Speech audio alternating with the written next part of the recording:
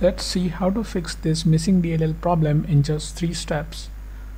So in the step 1, we have to open this page. The page link is provided in the description. So this has got download button. So we'll click on download button and the file will get downloaded. We have to save this file somewhere.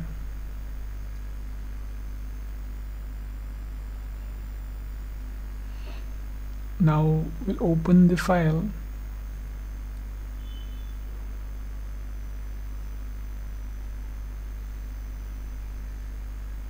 Now we have to copy this file. Right click on it and select copy. Then we'll move to the next step. Now open C drive, then open the Windows folder. Now scroll down in the directory. We have to open System32 folder here. Now right click in the blank space and select paste. Click continue to paste it. If you face access denied issue, then you can follow the screen to fix that. In the step 2, we'll register the DLL file we just copied. Now open Task Manager with an administrator access. Click File, select Run New Task, then click on Browse button.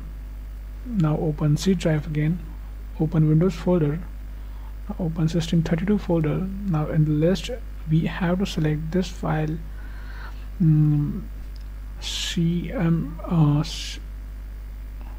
cmd.exe. Click OK, select this checkbox and click OK. Now this will open in administrator mode. Just maximize the screen. We have to execute 3 commands here. So first is going to be check disk. Now execute this and type Y. In the next command would be sfc space / scan now. Just execute this, and now while this running in the background, we'll open a new command prompt from Task Manager. Just click this box again and click OK. Now we'll just keep this window side by side. So in this command prompt, just type this command carefully. Now just replace your my missing DLL file with the DLL file which we have just copied.